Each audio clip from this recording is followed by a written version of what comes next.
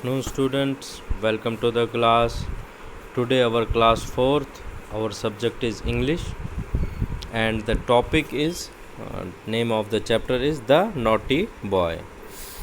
Otherwise बच्चों आज हमारा क्लास 4th का हमारा जो सब्जेक्ट है इंग्लिश है और आज जो हम टॉपिक जो पढ़ने जा रहे हैं जो लेसन है हमारा उसका नाम है द नॉटी बॉय।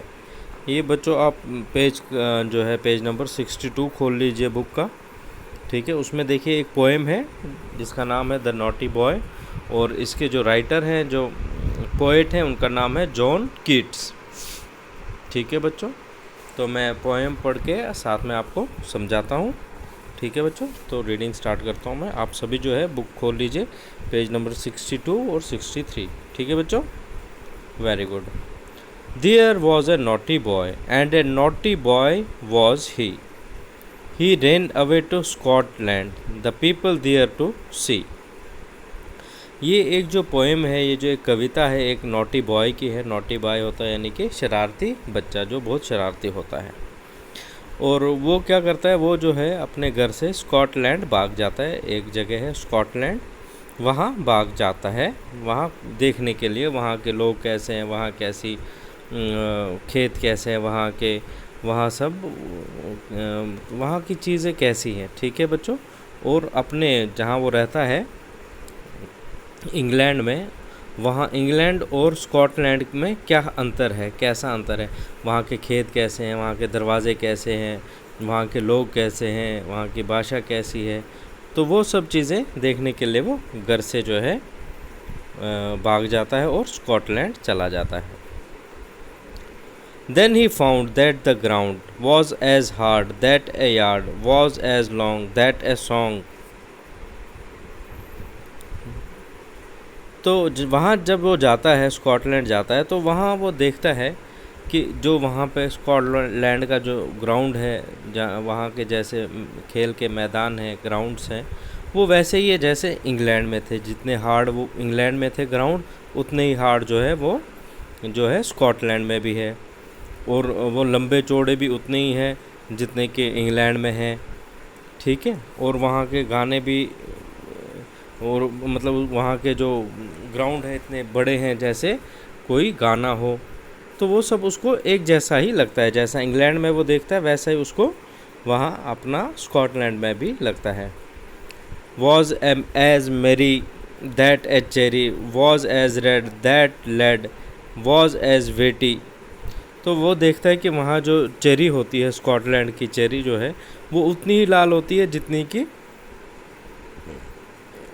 इंग्लैंड में होती है। जैसे इंग्लैंड की चेरी लाल होती है उतनी ही जो लाल होती है चेरी स्कॉटलैंड में होती है, ठीक है।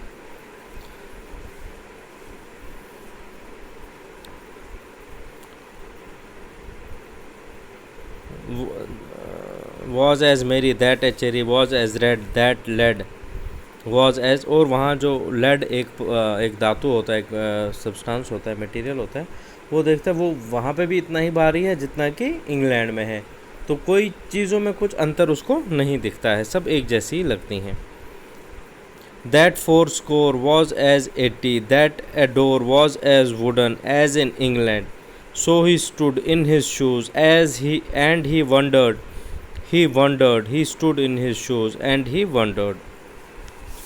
और जब वो ये सब देखता है कि दरवाज़े भी यहाँ पे लकड़ी के हैं, लंदन में भी लकड़ी के थे दरवाज़े, तो सब जैसा कि लंदन में था वैसी ही चीज़ें जो है सेम जो है स्कॉटलैंड में भी हैं। तो ये देख के वो हैरान रह गया और वो हैरान होके रह गया, वहाँ खड़ा हो गया, हैरत से खड़ा हो गया, वहीं खड़ा रह गया। तो इसमें इस कहानी में जो इस पोएम है इसमें इसका टोटल जो समरी इस प्रकार से निकलती है कि जो शरारती लड़का स्कॉटलैंड चला गया था इंग्लैंड से, वहाँ उसने देखा कि जो चीज़ें इंग्लैंड में जैसे थी वो वैसी ही जो है स्कॉटलैंड पे भी थी।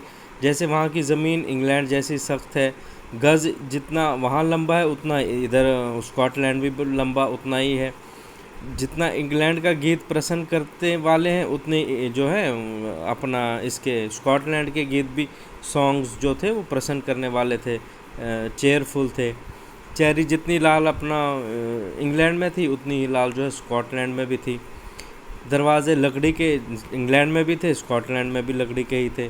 तो ये सब जो समानताएं जब उसने देखी कि इंग्लैंड और स्कॉटलैंड में हर एक चीज़ में समानता है, ये सब देख के वो हैरान हो जाता है और वहाँ हैरत भरे उसमें वहीं पे खड़ा रह जाता है। ठीक है बच्चों, तो आज के लिए बच्चों इतना ही। कल हम इसमें मैं आपको समरी कराऊंगा और वर्ड मीनिंग्स कराऊंगा। ठीक है, तब तक के लिए आदाब, खुदा हाफिज़।